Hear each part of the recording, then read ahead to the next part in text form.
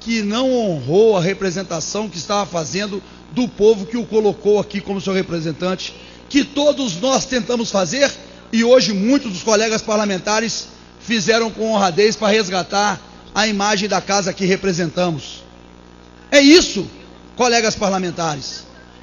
A relação com o senhor Youssef, uma relação mais aprofundada no sentido de favorecer um tráfico de influência de favores com uma empresa quebrada, a chamada Labogem. Isso era só uma pontinha do que viria, que nenhum de nós saberíamos qual que era a profundidade da relação do senhor Youssef com outros órgãos do governo, como por exemplo a Petrobras.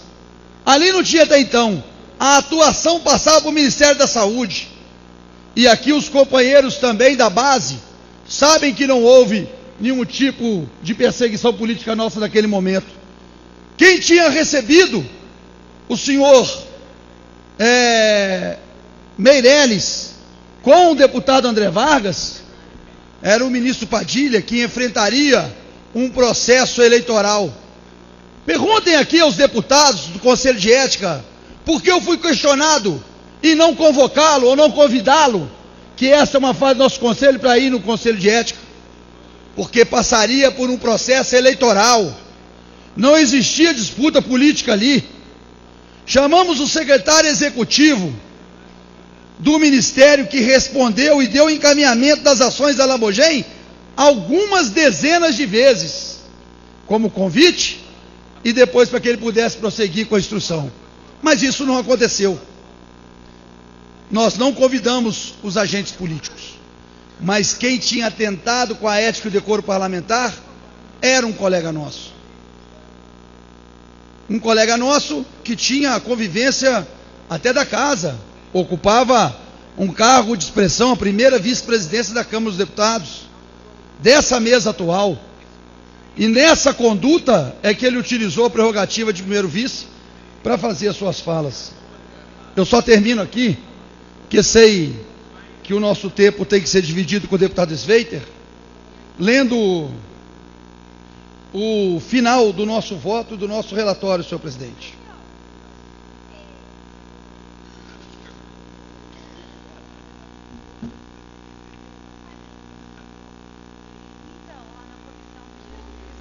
Eu tenho algumas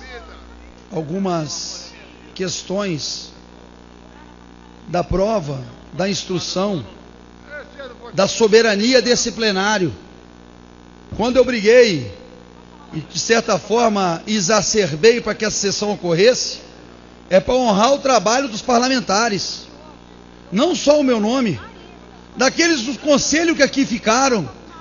O deputado Marcos Pestana hoje cobrou que nós não votamos a reforma política no período porque a matéria na Comissão de Constituição e Justiça ficou trancada por 3 meses, em função do recurso da extensão do pedido que foi feito pelo deputado André Vargas, o provável ou eventual cerceamento de direito de defesa. O deputado Sérgio Sveiter vai falar sobre isso aqui quando eu ceder o tempo a ele. Mas lá no Conselho de Ética, o parecer que veio por unanimidade, com o voto de colegas de todos os nossos partidos, passa a ser aqui no plenário uma instância e um voto e uma prestação de contas do Conselho, da instrução. Os senhores sabem, o presidente dessa casa sabe, o órgão deliberativo, o juízo de ter cometido ou não um ato contra a ética e o decoro parlamentar, soberano é do plenário da Câmara. Eu divido com o plenário da Câmara essa responsabilidade da instrução que foi feita e que me coube no Conselho de Ética, sabendo que eventuais resquícios dessa votação podem recair sobre o relator. A minha responsabilidade neste momento é com o mandato que eu ora exerço e não com o futuro que eu vou exercer a partir de fevereiro de 2015. A responsabilidade que eu exerço é para resgatar a imagem deste parlamento, desta casa, da postura da conduta parlamentar, que todos temos que zelar. Quantas vezes aqui hoje foi cobrada pelos colegas uma postura de ética e decoro por palavras e opiniões de determinado parlamentar. Quantas vezes foi cobrado na sessão de hoje? Agora, palavras, gestos, opiniões, tráfico de influência, preferência e recebimento de benefícios pessoais.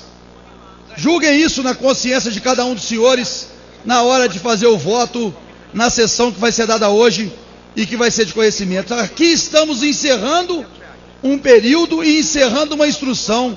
Volto a dizer que hoje, no dia 10 de dezembro, completa exatamente 8 meses. Concluo, senhor presidente.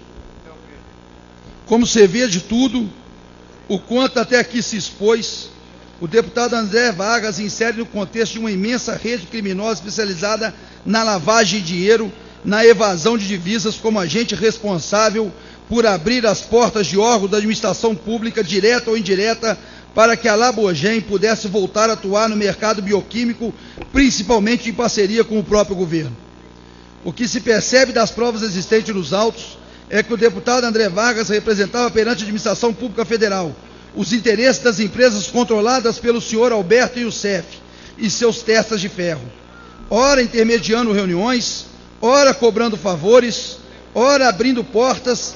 André Vargas foi a pedra de toque que permitiu a Labogem percorrer, sem percalços, todo o interburocrático necessário para ver aprovada a sua parceria para o desenvolvimento produtivo com o Ministério da Saúde.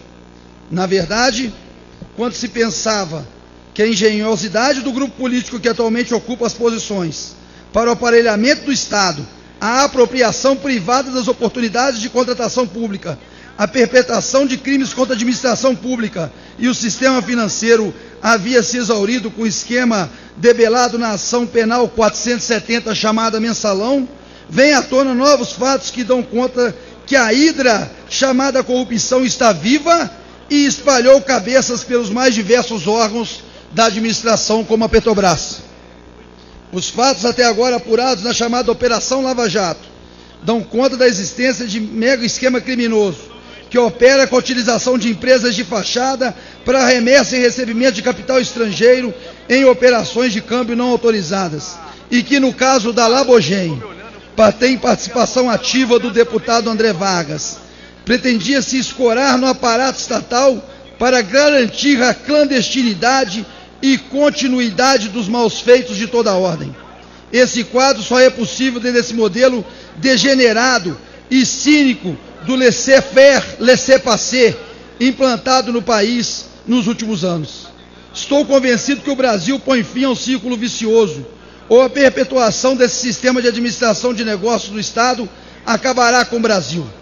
Como visto, um dos tentáculos do mega esquema criminoso é Alberto Youssef, operado por Leonardo Meirelles, seu irmão Leandro Meirelles, Pedro Argese e uma série de outras pessoas, e que encontrou no deputado André Vargas aquele que possuía as chaves que abriam todas as portas para que fosse possível requentar a Labogem por meio de uma modalidade de parceria do Estado voltada para o fortalecimento de medicamentos ao SUS.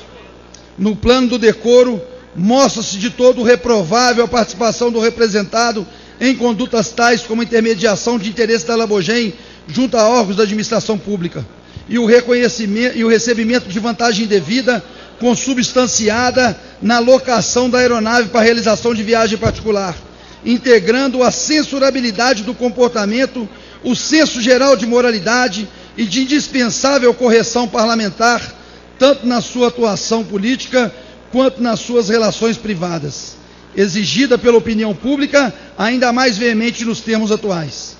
A sociedade brasileira está claramente a indicar que o atual cenário, que a probidade, transparência, a lisura no exercício dos mandatos públicos pertence a um grupo de valores sobre os quais não nos é dado transigir.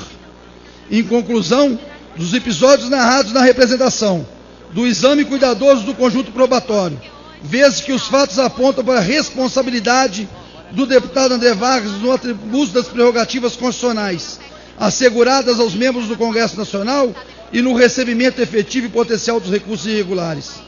quando não lícitos, percebe a qualquer título, em proveito próprio ou de outrem, o exercício da atividade parlamentar, vantagem indevida, conforme artigo 4º, inciso 1 e 2 do Código de Ética e Decoro Parlamentar da Câmara dos Deputados. Diante do exposto, concluímos nosso voto no sentido da procedência da representação, nos termos do artigo 55, parágrafo 1º da Constituição e do artigo 240, inciso 2 do Regimento Interno da Câmara dos Deputados e parágrafos 4, inciso 1 e 2 do Código de Ética e Decoro Parlamentar, e recomendamos ao plenário, instância soberana, para deliberação, a aplicação do deputado André Vargas à penalidade de perda de mandato nos termos do projeto de resolução. Esse foi o nosso voto, senhor presidente. E fizemos isso.